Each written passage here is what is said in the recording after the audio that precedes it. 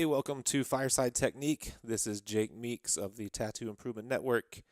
And a few months ago, several months ago now, we did a technique video that was about building up your line weights, techniques for building up your line weights in tattooing.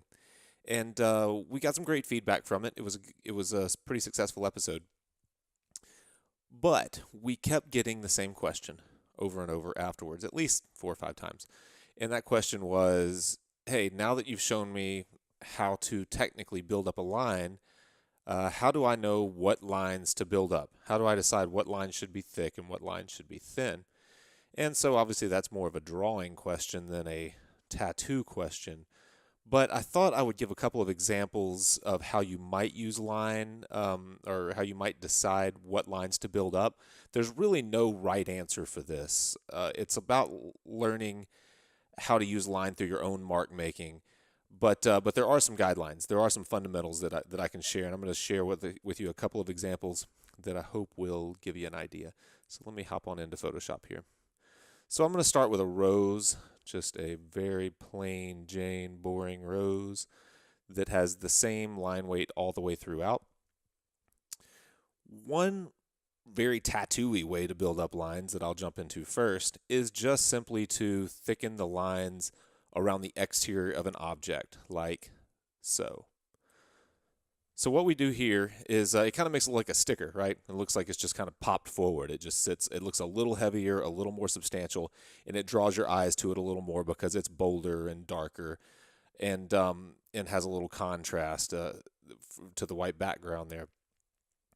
And that's really what we're shooting for, is we want to draw the eye in. That's what we're using line for. That's what we're using building compositions for. That's what we're using value and shape and color. Everything is to lead the viewer's eye where we want it to go. So if I had 9 roses that were all the same size, one way that I could differentiate or lead the viewer's eye through those is through line weight. I can make one of them very bold and heavy, and the one that sat directly beside it I can make a little lighter, and then the one next to that a little lighter than that, and just get those lines progressively thinner as they went up, and your eye would naturally follow the roses the way that I intended for them to be followed.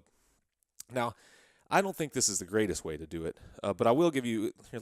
Let me drop in a second rose, and it'll kind of show you or illustrate my point to that. See how that second row is obviously it's sitting behind because it's being cropped, and it's also smaller, so I used scale a little bit in this as well.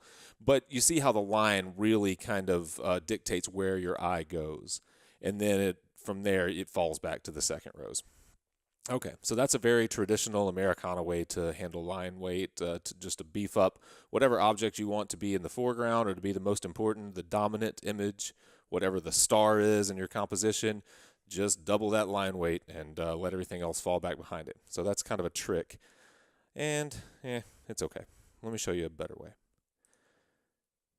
This is something that I prefer because it takes a little bit of forethought. It actually looks like something that lives in the real world without even having any value or color or anything.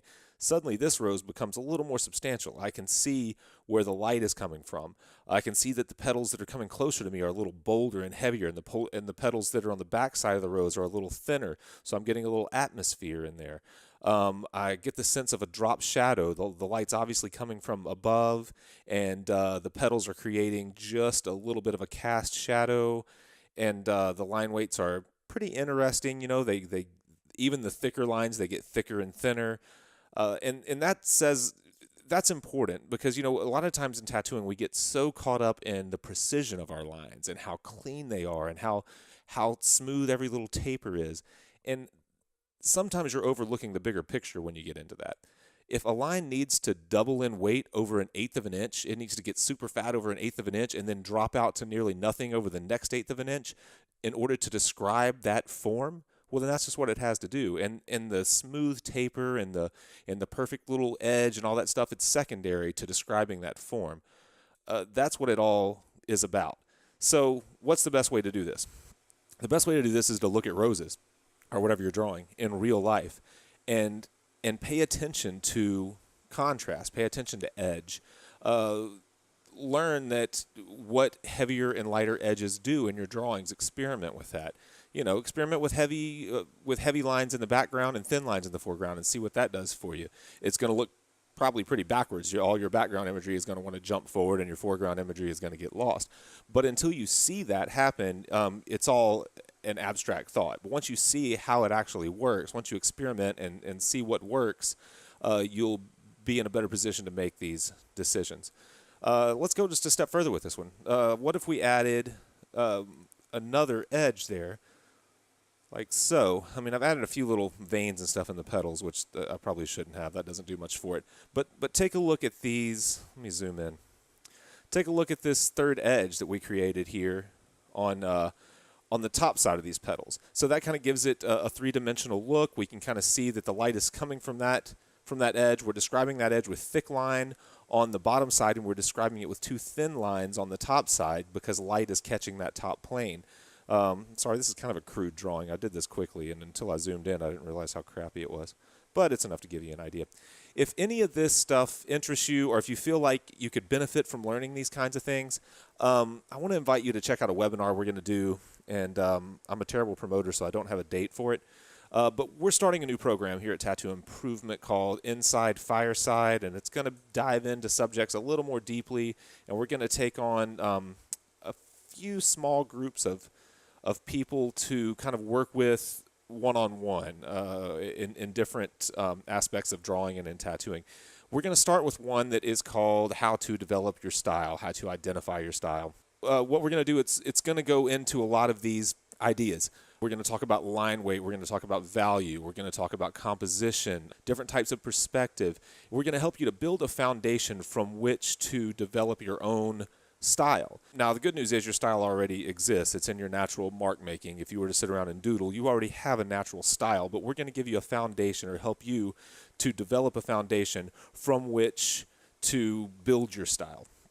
I think it'll really help a lot of people that didn't have traditional drawing backgrounds or didn't go to fancy art schools and have gotten into tattooing kind of on their own, or went through maybe subpar mentorships, people from small towns that maybe didn't have a lot of options when it came to apprenticeships and things like that. I feel like we can help a lot. That webinar, like I said, I don't know when it's going to be, but I will put a sign up for it in the notes below this video. So click on that if you have any interest. Sign up for the webinar and it'll keep you up to date. I would imagine it's going to be sometime in late May or early June. I'll have a very special guest on it that's one of the best draftsmen that I know, and he has a ton of knowledge. So that's it, guys. Thank you so much for supporting what we do. Go to tattooimprovement.com, check out all of our other stuff, and, have a good one.